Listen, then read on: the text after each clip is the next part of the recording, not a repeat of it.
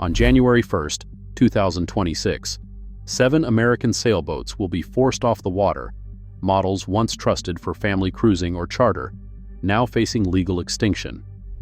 Engineers found wasted keel threads, fire-prone wiring, and banned chemicals creeping into marinas.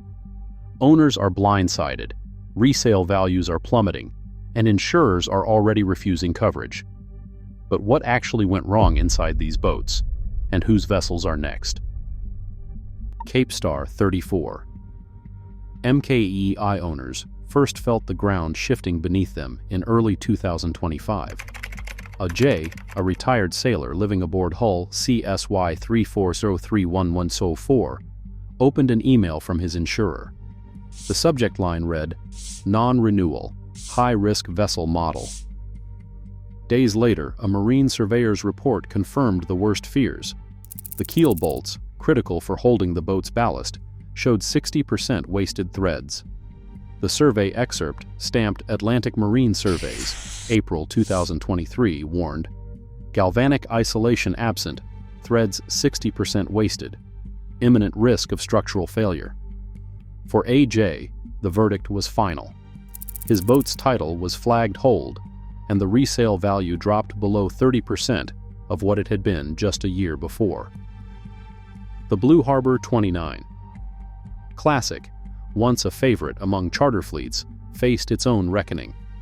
In late 2022, hull BHM 2902037 suffered a delaminated hull after a minor collision off the Gulf Coast. The state report cited resin-starved layup, excessive core voids. A core sample revealed moisture levels over 28%, and the chainplate mount had detached under moderate load. Baysail Management in Miami, operating 5 of these boats, received a letter from their lender in 2025. Bookings were canceled, a $175,000 fleet loss was claimed, and the bank demanded immediate compliance or liquidation. The Laguna 37 performance carried a different risk. In 2021, mast step failure led to a total mast collapse in Puget Sound. The survey pointed to an ultra-light layup, no transverse reinforcement, and a foundry recall on hardware from 2016. Internal memos from Laguna Sailcraft warned of the need for reinforcement, but changes lagged behind mounting failures. The technical evidence, owner testimonies, and mounting financial losses made clear that these boats were not just statistics. They were lives, investments, and livelihoods, now under threat. Windwright 41. Cruiser owners began seeing warning signs in late 2024. Warranty logs from Windwright Limited show a spike in electrical panel failures, with surveyors documenting arcing and heat damage near the main bus on hulls WWC 41112-100 through WWC 4116150. One factory lab sheet dated September 2024 details insulation breakdown and a pattern of charring around the battery isolator, an issue confirmed in at least 17 separate survey reports. The Redline 33 Sport, produced between 2013 and 2018, faces scrutiny for dynamic load fractures along the keel sump. A regional survey in the Great Lakes conducted in April 2025 includes a photo of a cracked sump on hull RLY 3314157, showing stress lines radiating from the bolt pattern. Surveyors flagged this as a probable cause for 2 near-miss incidents during heavy weather, prompting insurers to add the entire Redline serial range to their exclusion lists.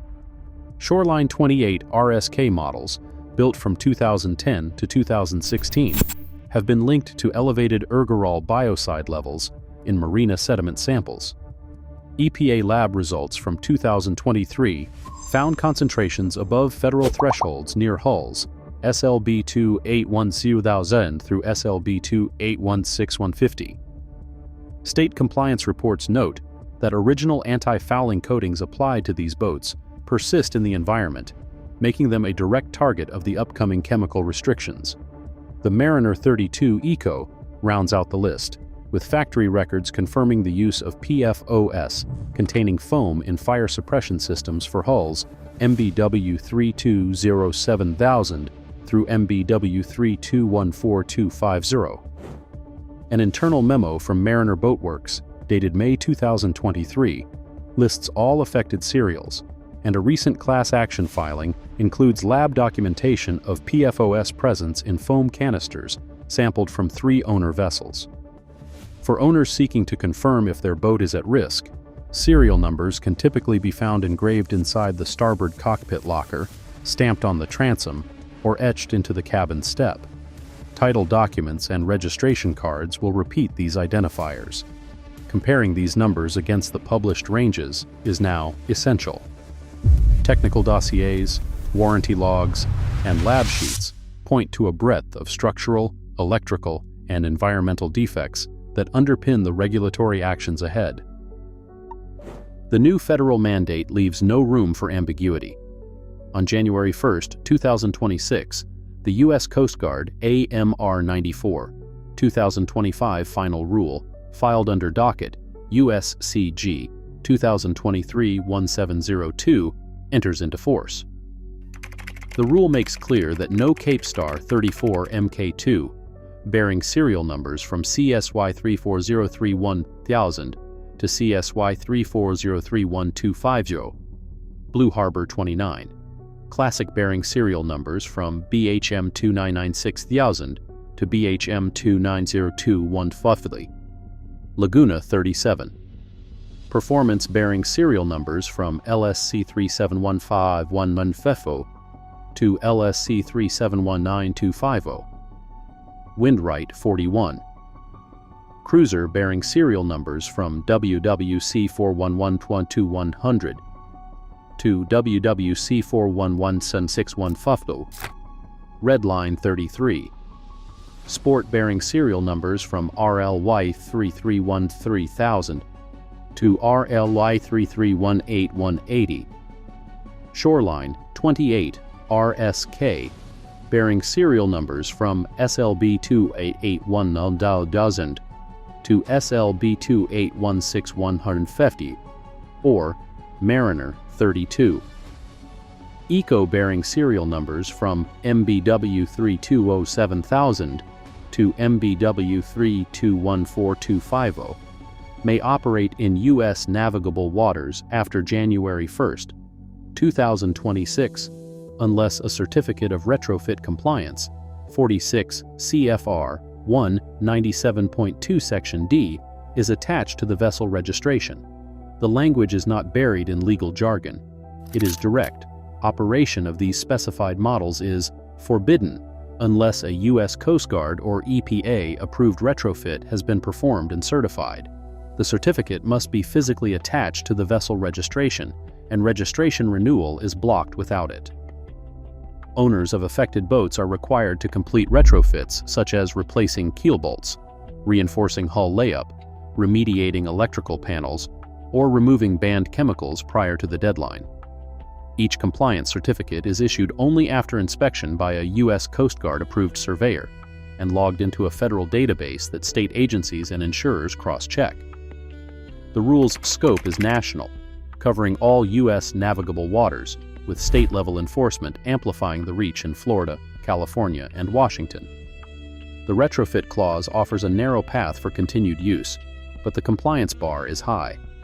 Without a valid certificate, registration, insurance, and even marina slip assignments are automatically denied.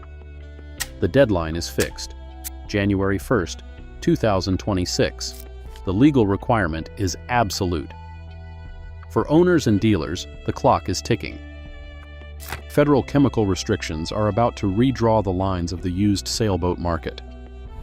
The environmental ban begins with the Environmental Protection Agency, Title 40 of the Code of Federal Regulations, Section 454.16, subsection B, which bans ergorol and copper thiocyanate from all anti-fouling coatings after January 1, 2026.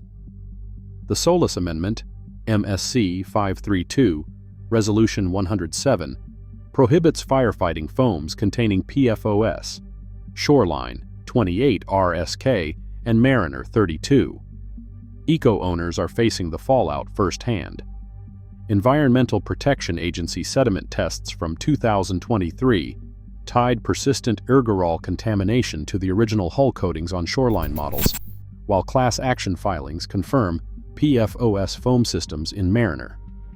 32 eco-hulls MBW3 207000 through MBW3 214250. Brokers tracking Yacht World and Boat Trader listings have watched values for affected boats collapse. Since 2022, average asking prices for Cape Star 34 Mk2 and Blue Harbor 29 Classic have dropped by more than 50%. The inventory of unsold boats has surged, with days on market quadrupling in Florida and the Pacific Northwest. Dealers are responding in two ways. Some quietly offer voluntary buybacks at a fraction of last year's prices. Others offer as-is sales, disclosing the looming ban but offering steep discounts to cash buyers with no financing or insurance contingencies. For owners, the math is punishing. Retrofitting a banned model can cost anywhere from $36,000 for a keel bolt replacement to $6,000 for compliant foam systems, often more than the boat's new resale value. Industry analysts warn that only the youngest, highest value hulls are worth upgrading. Most older boats are destined for salvage or storage. The chemical ban is not just a regulatory footnote. It is a financial shockwave, leaving dealers, brokers, and owners scrambling to adapt before the deadline arrives. By mid-2025, state agencies will begin flagging affected vessels in their registration systems. Owners receive formal notice. Registration renewal is blocked unless a certificate of retrofit compliance is attached to the file.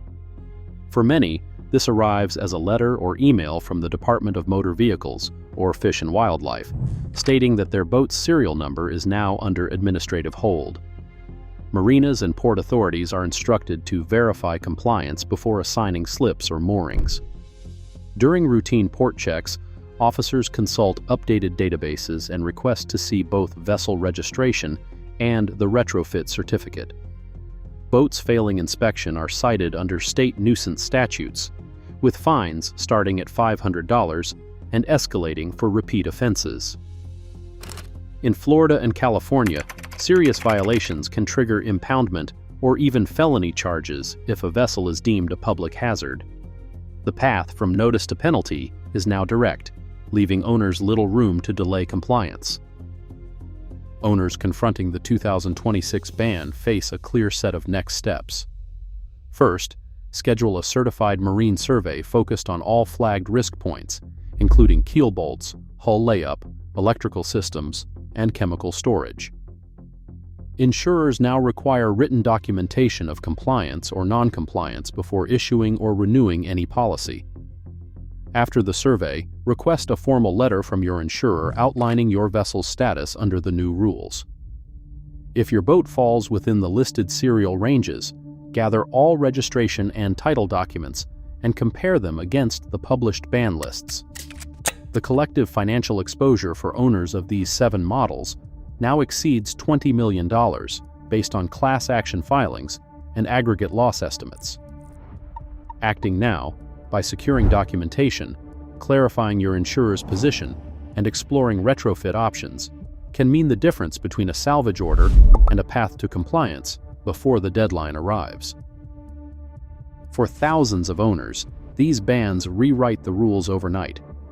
As insurers and lawmakers shape what is seaworthy, the line between tradition and regulation grows sharper. The boats may go, but the debate over risk, responsibility, and environmental cost is just beginning. Where should that line be drawn?